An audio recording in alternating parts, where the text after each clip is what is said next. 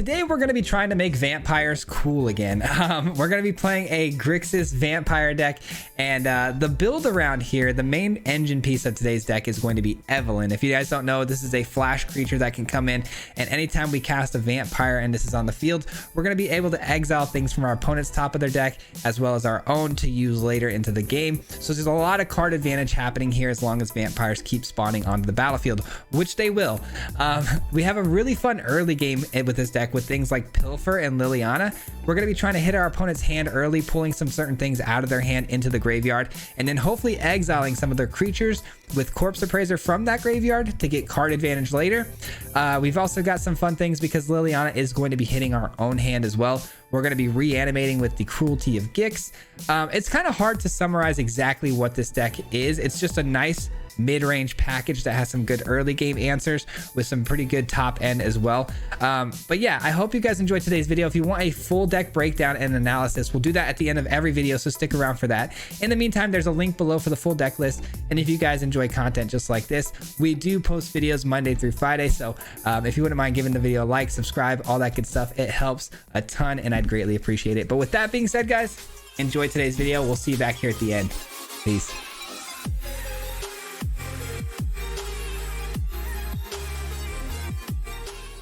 What's going on, everybody? Welcome back to another video. Today we're going to be playing some Grixis, and we're going to be doing it in Vampire Tribal, which is really interesting. This is a deck we've been trying to put together now for like 2 weeks. It's been crazy, ups and downs, twists and turns, but I think we've got a pretty good deck here now. We've made a lot of cuts and adjustments to this thing, and the mana was, you know, seemingly becoming a problem for us, so we added additional lands, and I think we're doing pretty good now, man. It's proven itself pretty solid.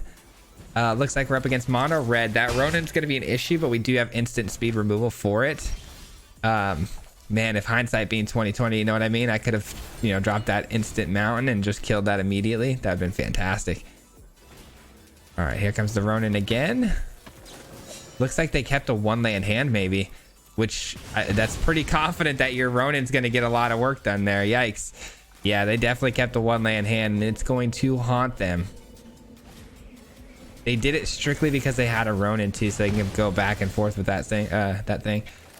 All right, that's a pretty freebie Sorin if you ask me here, because the only one mana removal spell that they could have is Play with Fire, and that's not enough to get the job done, unfortunately. Okay, but now they've got Lightning Strike, so we'll see how this goes. They go with the Alchemist though. They don't want to miss out on the 1/1 counters, which is kind of odd because it's a defender. You don't really get too much out of that trade-off. We get Evelyn though. I mean, this is looking pretty good. Let's see if we want to pull the top deck. We do, and the attack seems fine because again we have Evelyn, which can block the Kumano very easily. It does open itself to that lightning strike play though, which is very likely to happen here for us because the opponent is running, you know, the Alchemist. But no, instead they're gonna go for a Reckless Impulse right away. They hit 2 land drops, so they've got no more mana issues. No more mana issues going forward here. Phoenix Chick, okay. Got a flyer that can block that pretty well. Yeah, you thought you had Sorin there, didn't you? Let's get Evelyn down here. We're going to be stealing some of their things. Hopefully a couple of their lightning strikes would be phenomenal. Evelyn is the main engine to this deck, guys. This card is bonkers. All right, if we can figure out a Blood Tithe Harvester situation, maybe we can get this Voltage Surge off for 4, killing their Alchemist. That would be pretty ideal. As much as I want that, 5 damage against the mono red deck does not seem like a good idea to be taking. So instead we blow you up.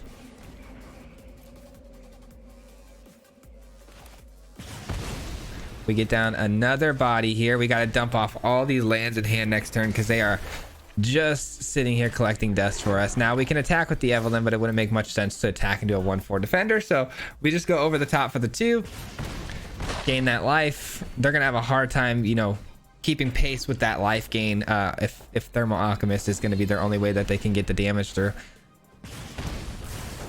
They do finally kill Sorin, which is, you know, understandable. The fact that we got that many plays off with it though, that's definitely got its money's worth. So I'm happy.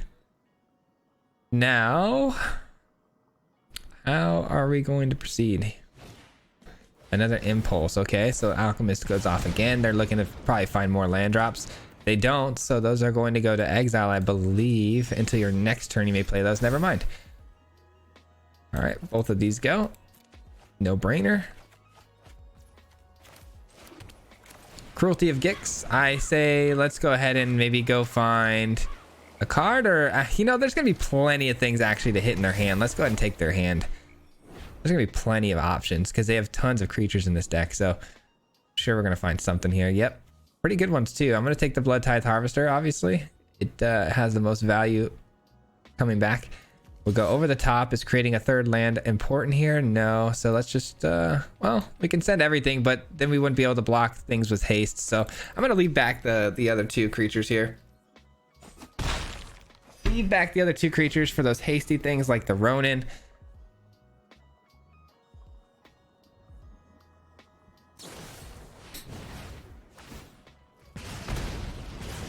They hit me with an oops, which is kind of funny, I guess. All right, another Ronin.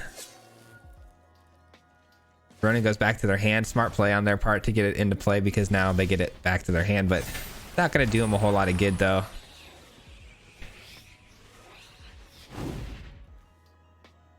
Xander actually seems like a lot of fun, actually. Yeah, let's take Xander. Xander seems like a really good win con right about now. All right, Xander, go do your thing. Make them discard 2 cards here. Discard 2 cards. We also get to activate Evelyn, hopefully finding a 1-mana spell here. Play with fire would be pretty cool off their deck, but actually, did I even play a land yet this turn? I did, right? I did, yeah. All right, 2 Ronins gone. And we don't get to play with fire. We do get a Pilfer for later. We have plenty of bodies to block with now, so let's go ahead and send these through so I can get the treasure so I can Pilfer. That seems like a fun idea. Seems like a pretty fun idea. Boom, boom. Pilfer away. And what do we want to take here?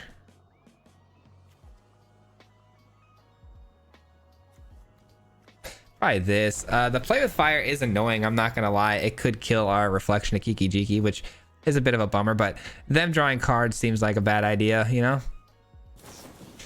Yeah, that's what they wanted to do, so that's the right choice, I think. All right, they're gonna draw 2 now. Lord Xander, though, does basically mill them out to the rest of the way here and hopefully closes this game out pretty strong.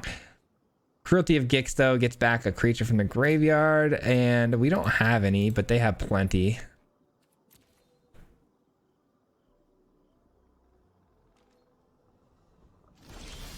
Another Pilfer, huh?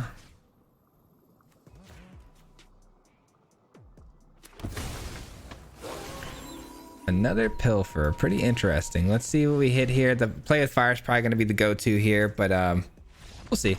Yeah, they scoop it up. They didn't want to see anymore. Whatever the Pilfer ended up hitting there, it probably the play with fire. If they ended up having, like, let's say a creature, I could then go ahead and Cruelty of Gix the last card. So that feels pretty good. Very clean victory against Mono Red. Absolutely love that. Yeah, now that game felt really clean. Keep in mind, we don't have any sweepers in this deck, so Mono Red and those types of decks actually are probably the most problematic for us, but I feel like there's enough value being generated the whole game that we shouldn't be too worried about it.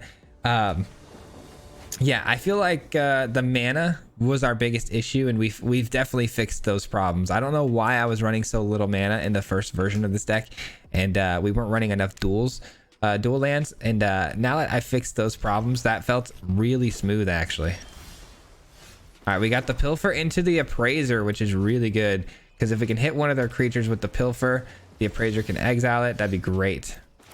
Highly unlikely, though, because the opponent is on mono blue, so let's find out. The negate. The negate. I don't really mind playing against mono blue here. We've got a really cool, kind of a really good game against mono blue. Not a really good game. It depends on our draws here. Like, things are getting a little little strange right now because we're gonna get this countered, of course, and I do need to continuously hit my land drops in order to be successful. But they actually go for Thirst for Discovery, allowing the Fable to resolve. That is definitely going to be their downfall. Because what's going to help us here against Mono Blue is Evelyn, right? So Evelyn comes down on turn 5 or early on turn 4 at instant speed. So we play it on their turn, and then they're forced to allow us to resolve the next spell of ours. Let's see. I would really like to get the Sorin into play here. So we do need to go find a way to get that Sorin into play. Ah, we don't hit it. We don't hit it. Bummer. Bummer, bummer, bummer. Okay, well, guess we play this. And another Evelyn or a land. I'm going to take the land so we can get the Evelyn in next turn. Man, that could have been the turn of a lifetime with them being tapped out. Mono Blue being tapped out is like the biggest gift in the world.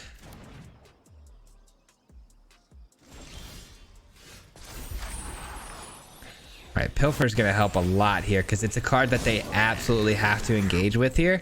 And if they do, it opens up a Liliana, which from there, if Liliana ever resolves against Mono Blue, there's almost no chance they can win because they specialize in dropping one big creature at the end. So if I can just sit here with the Liliana being on the field and them not being able to do anything about it, it's just going to collect loyalty and be able to minus at whim to shut down any sort of creature that they may have. Yep, they're done.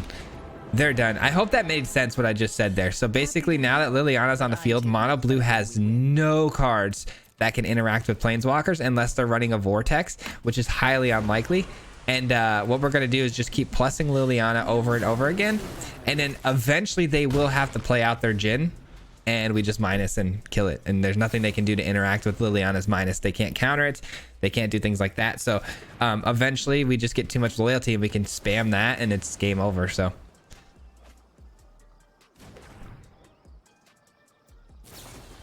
Fading Hope, that's fine.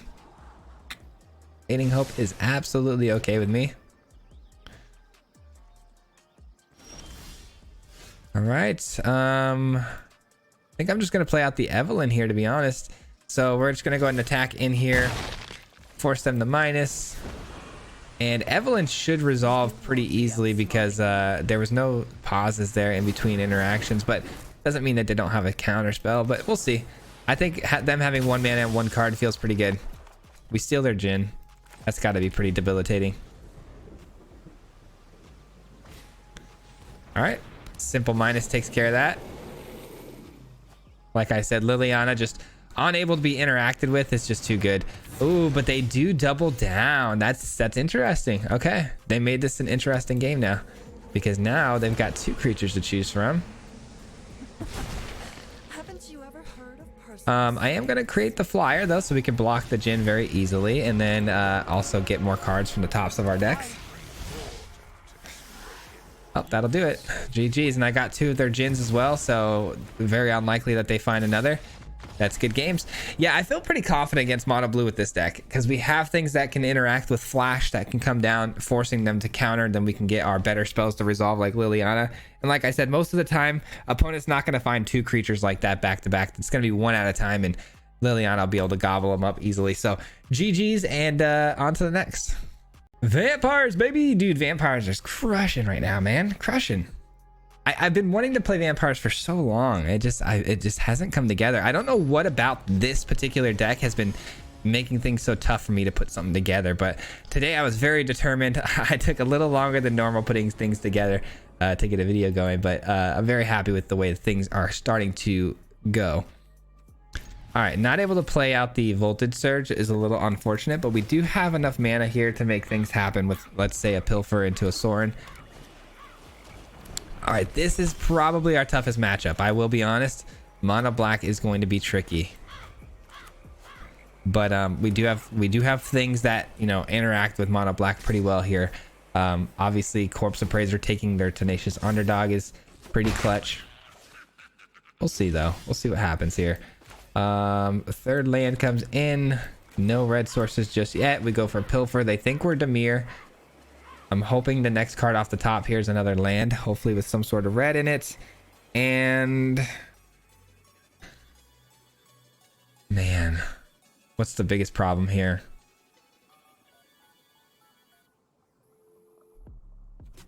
They have a really good hand against us, because let's just say next turn we play out a Sorin, you know, making the 2/3. They just use a cut down to kill the 2/3. This is tough.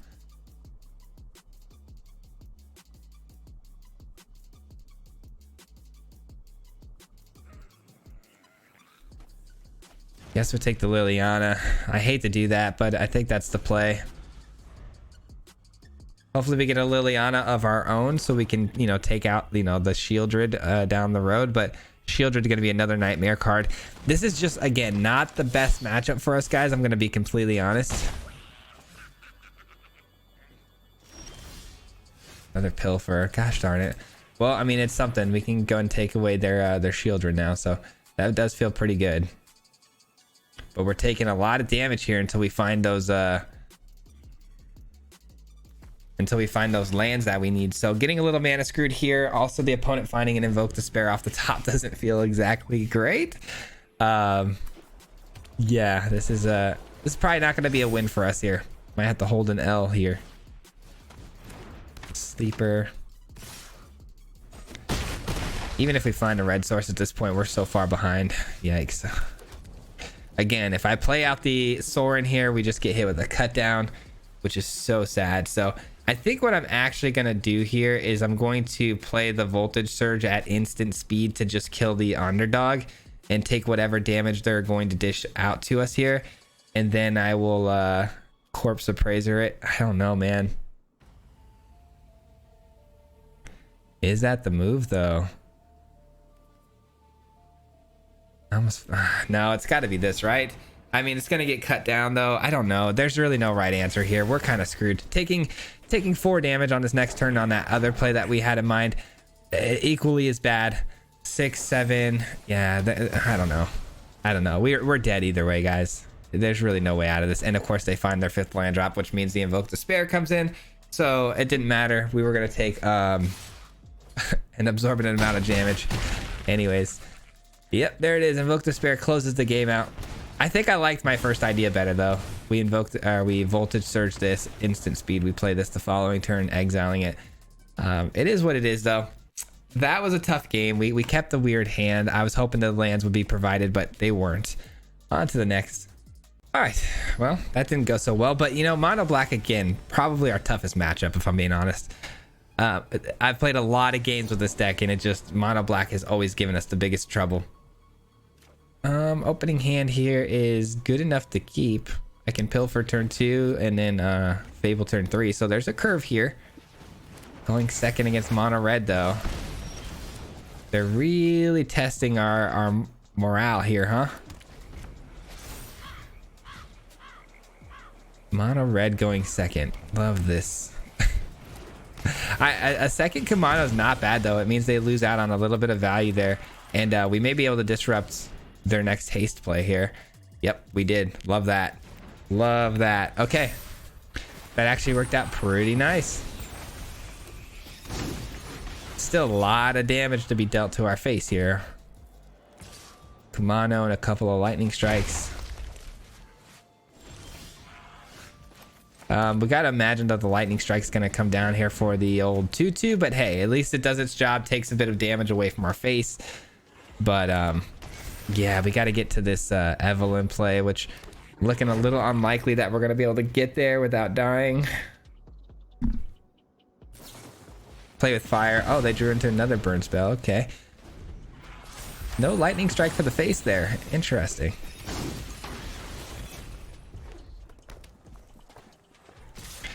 Yeah, so even if I threaten a Pilfer here, they're just gonna double lightning strike my face, which isn't the worst thing in the world, to be honest.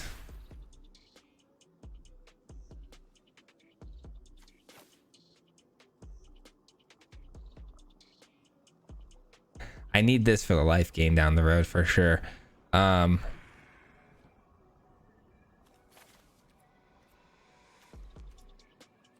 Yeah, I think I like my hand here, to be honest. Okay, so here's how we're going to do this. We're going to... That changes things, actually. It's nice. It's actually nice. Okay. All right, let's force one lightning strike out of their hand to come down against the Fable here. And then the Commandos attack us again for 4. It is what it is. They might throw a lightning strike at our face. But I like this. This is fine.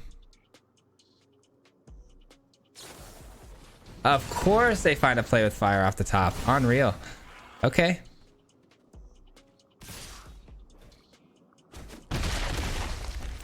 Okay. I like that. Okay, that's good.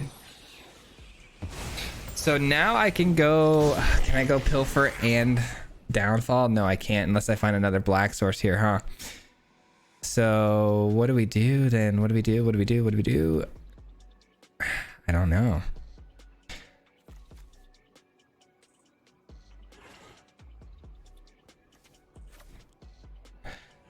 The Pilfer's nice because it can force them into making those lightning strike plays, but I don't think it's gonna work out the way I want it to. All right.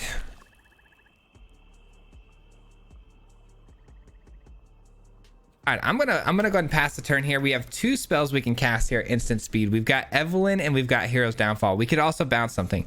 I think that's a lot of value to be had. So I'm gonna wait. And see what the opponent wants to do here. Let's hope their top deck isn't absolutely nuts again.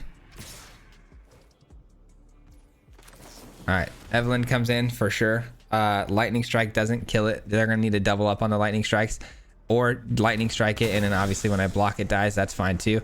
Whatever it takes. It's gonna be 2 for 1, so I will take it. We gotta get these lightning strikes out of their hand. So.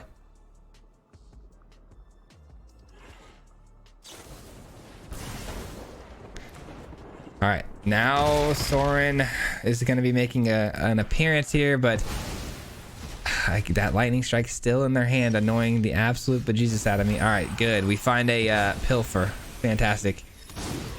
Absolutely fantastic. All right. That's what we needed. That's what we needed. Now Soren can come down safely, so. Even if they use the lightning strike, so be it. I wonder if they go face, though, or Kiki Jiki. They go face. Yep. That'll work. To land. All right, cool. Cool. Love it. Now we can just start doubling down on the life linking bodies here with the Kiki Jiki copying. There it is. There's the scoop. And they didn't even realize too we had the instant speed removal too. So if we would have made it past that turn, we would have been able to, like I said, copy a bunch of life linking bodies with the Soren minusing 2 again. We'd have 3 of them, gaining 6 life a pop, and then boom, we kill whatever they want to respond with. So yeah, that was looking pretty good at the end there. So GG's. All right, just had a lunch break, got the energy back, and I think we just played mono red, right? Yeah, I think we just beat mono red, which feels great. I think we went second too, which was awesome. But yeah, let's see what we can do, man. So far so good. And oh, the opening hand here is actually fantastic. We've got a good turn 2 with the Pilfer into a Corpse Appraiser potentially. Let's see what the opponent's on though. If it's a lot of creatures and stuff like that, that's probably the play we're gonna go for. If it's not creatures, ooh, Delver. Okay, well, that's tough because things are now gonna get countered quite a bit, but we do actually have a good mono blue matchup, so I'm okay with this. We have a really nice curve here. Let's see what the opponent does. They didn't transform the Delver. I'm getting a lot of 2-drops, which is actually really good. Yeah, let's just Pilfer, force them into making a counter here. Counter spell comes down, blocks the Pilfer. We eventually would like to get the Harvester down because the Harvester is a great way to just passively remove a creature without them being able to do anything about it unless they have, slip out the back or whatever.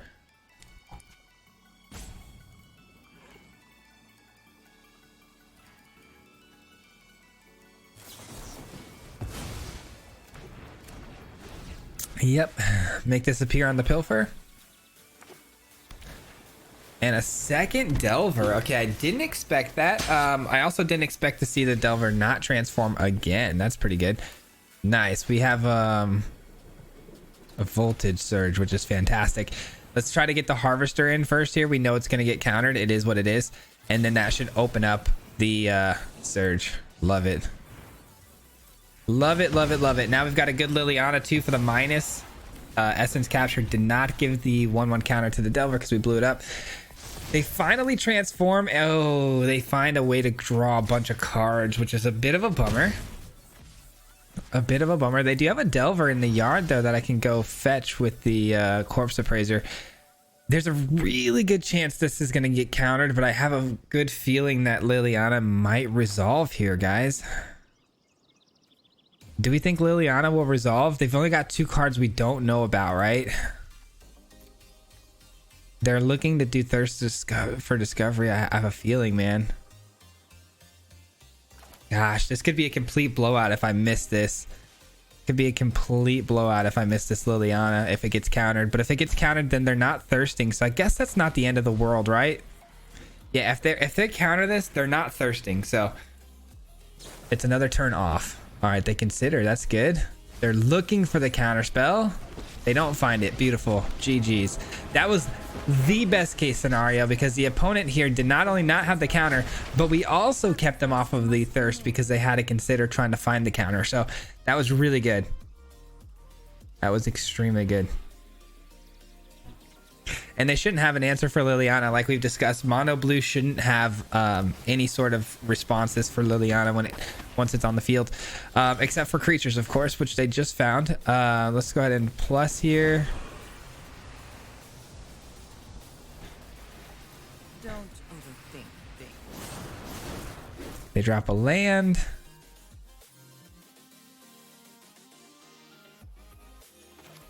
All right, we would get the prime pick here of whatever they draw into, or they give us the thirst. Either way, this is really good, I think. So we're gonna do this. There's a really good chance though the Delver transforms and then, you know, kills Liliana, which is a bit of a bummer. But again, Pilfer gets prime choice here of what we take. Definitely gonna take the thirst, take away their ability to draw extra cards here.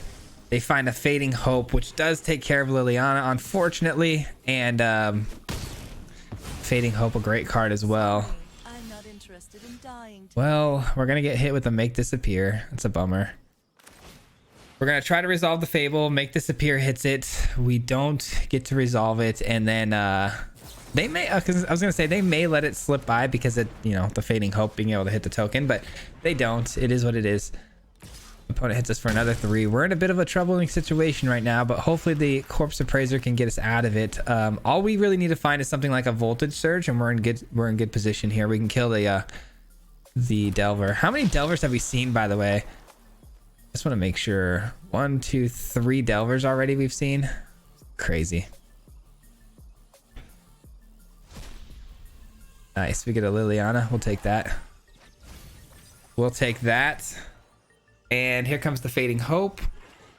Now the question becomes, they're gonna save their Fading Hope. Smart. That does stop the Liliana from being able to minus on it, but it does slow them down significantly. So it's still definitely worth, you know, sending Liliana out to try to make that happen. Man, but their hand could have, you know, hit like 3 counters by now. So it is a little crazy to run my Liliana out here without considering the possibility of getting countered. Man, we're not doing so hot right now. I think not hitting our land drops very early, like we just got stuck there on 3 mana that whole time, was really unfortunate. I'm hoping they play out something here, maybe like a Fading Hope or something. I mean, just give me a better shot at resolving my Liliana. That'd be great. But they're probably gonna just take the 3 here. They do take the 3. We can afford to take another 3 here, so let's try to get the Pilfer out first, because the Pilfer, you know, either forces a counter or we get to take the counter out of hand, which helps the Liliana resolve. They slip out the back. That's good. Fading Hope. That's fine. All right, that's fine. This is all fine. Let's hope this is a land drop and we're good to go. We take 4. All right, it comes down to this. If they got lucky enough to hit the top deck, I mean, they just got lucky. It is what it is.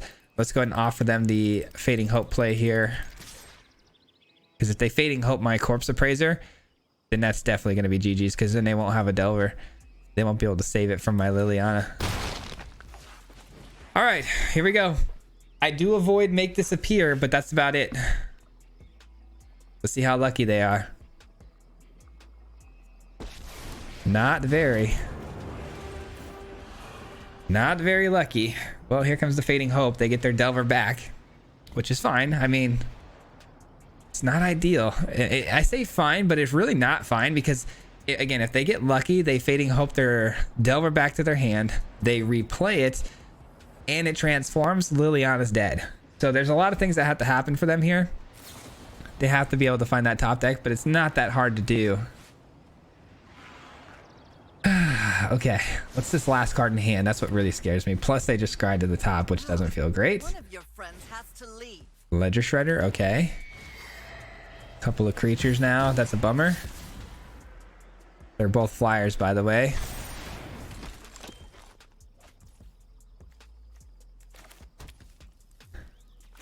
Come on, I need to find a voltage surge or something of that manner.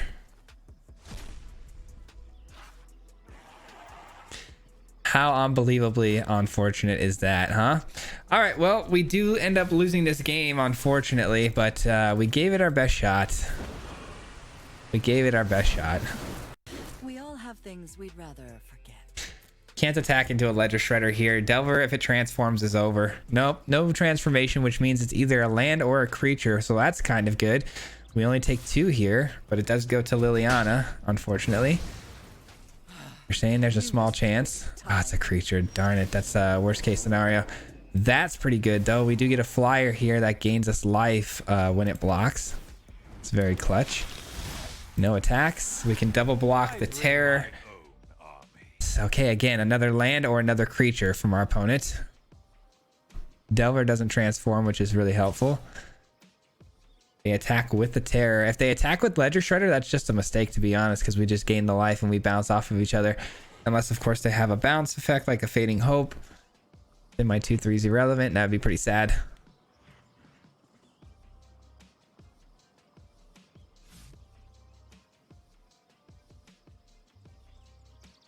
Man, if I can get this down next turn, that's not a terrible...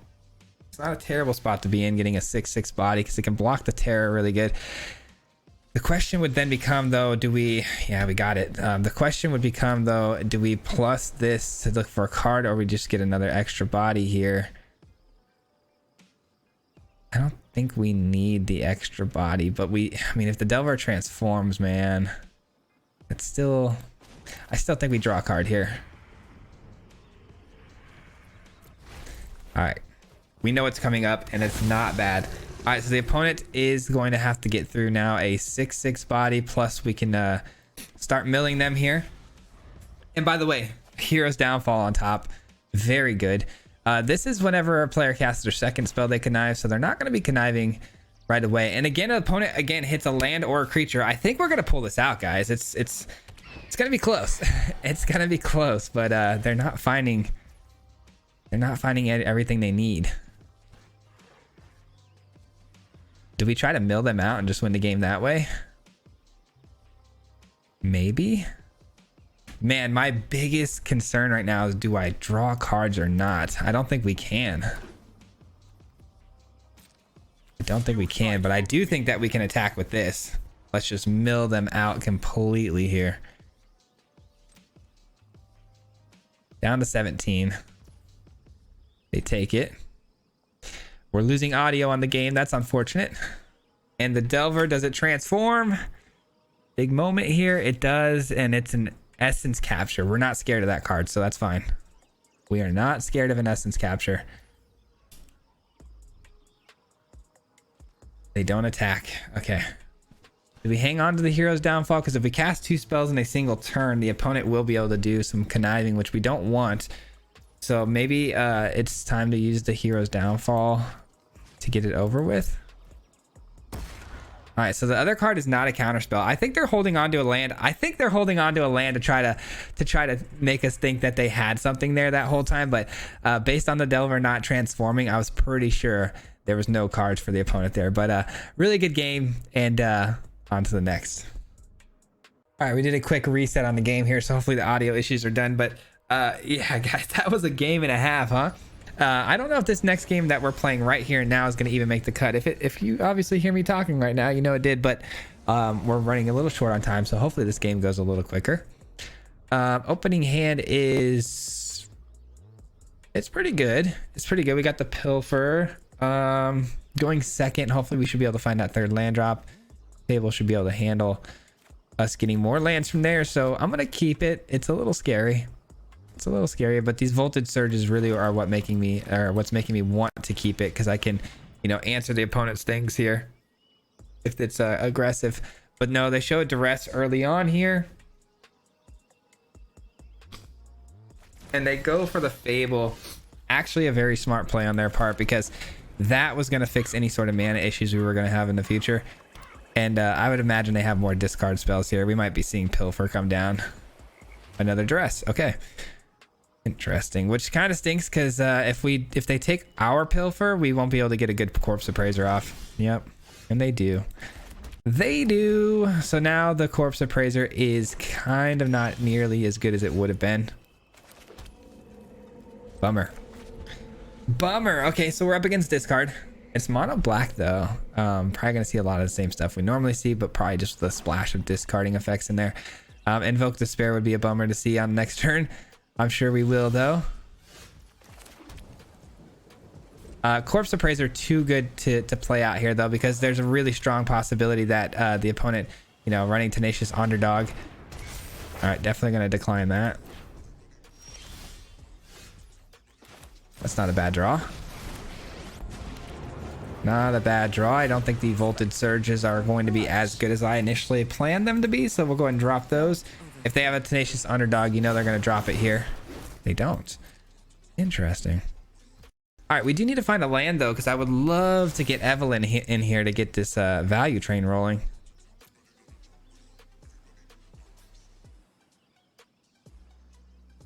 Liliana's -2 is so good, because this thing can come in. Oh, well, there's a soul transfer. Never mind. All right, I was going to say the minus on this when it transforms is going to be fantastic, but... all right, we get a Fable down. That'll do. It's, you know, second best thing I could have gotten to a land, so I'll take it. Their creature's going to transform. No big deal. We've clearly not... the opponent clearly doesn't have the Invoke Despair unless they top decked it just now, because they would have played it by now. There's no doubt in my mind about that. We'll resolve that. We will discard a card. Corpse Appraiser not doing as, you know, good as I would have liked, and I would like the treasure just in case we don't find our land drop here. Pilfer, that's a good card actually. Didn't find the land drop. All right, so yeah, we're gonna attack in here, and we're gonna flash in the Evelyn on their turn. Tough little game we're having here, but we should have no problems from here on out as far as card advantage goes, because we are going to flash into Evelyn. It's going to be able to, you know, grab us a ton of value, especially because we have a Sorin to follow it up with. End our turn. Opponent has 3 cards though, and I'm a little worried too. I mean, I'm not super excited about this. Morbid Opportunist. Okay. They have 5 mana, right? And they're mono black. And anytime you see 5 mana and mono black, the only thing in my mind right now going off is, you know, Invoke Despair. And I really don't want to see one of those come down. So it looks like we're going to be able to get through at least one turn here, hopefully with the Evelyn though. Nice, we are. Infernal Grasp was the only thing else that I was worried about there, but looks like they're tapped out now, so we'll take it. This thing does have Menace, but it's so it's unblockable. No need to put in the Evelyn here. Here we go. Let the fun begin. Let's see what we steal from the opponent's deck here. Hopefully something good. Okay. Gonna have to use their land, I guess. And I'm gonna go with the Cruelty of Gix here and just see what's in their deck, or see what's in their hand. Ah, not bad, not bad. That will probably be the end of Evelyn then. Let's go ahead and no attacks here. We have a second Evelyn to back it up with though. Plus the Gix can go off here pretty, pretty good and get it back from the graveyard. There's other ways to get it, so. Nice, another land. Perfect. So we know what their hand consists of. We're not too scared of what's on the board here. The threats are not exactly crazy here. Again, though, we're gonna see. Oh, well, they can only do that for 4, actually. Yeah, because they didn't have a card to discard there. So Evelyn pretty safe. If they would have gone -1/1 with the the Toshiro, they would have had a much better play there, but. Morbid Opportunist kind of causing an issue for us though, because they're drawing a bunch of cards. What do we want to see here? Invoke Despair. Did we take it actually out of the deck? We took our Invoke Despair out of the deck, didn't we? What do we want? What do we want? What do we want? I guess I want the Opportunist to be gone, right? So let's grab one of these.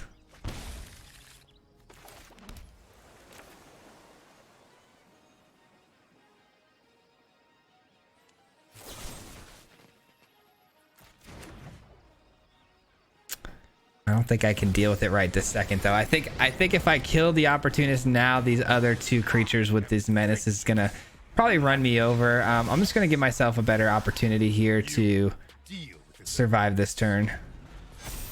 Another Cruelty of Gix is pretty cool.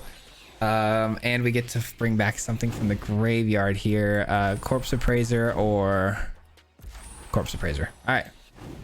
Nothing to, hit with the graveyard though. Bummer. Tricky game, man. Tricky game.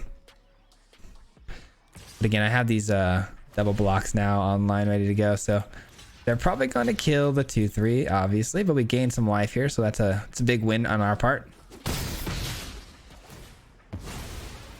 They draw another card, though. Bummer.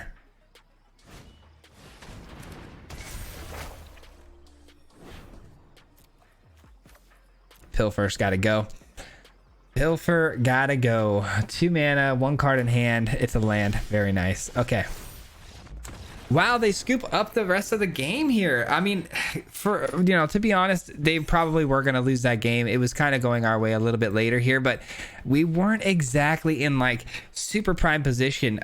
We really struggle against decks that go wide, and they were kind of building a pretty good wide board here, to be honest. I mean, these were going to come in as creatures as well, so they had a pretty wide board establishing here. We were going to kill this to stop them from drawing cards, which would have been helpful, but I don't think they were out of the wood. I mean, we weren't out of the woods yet. Like they were doing okay. We were going to get a bunch of extra cards though. We were going to minus on the Sorin and then minus again on the Sorin, just drawing a boatload of cards over here. So we would have found some pretty cool tools, probably something good off the top of their deck too. So, oh well though, good game. And yeah, let's break it down. That is going to conclude today's gameplay portion of the video. We are going to break the deck down and talk about it a little bit more in depth. But before I do so, I wanted to give a huge shout out to everyone who made it this far.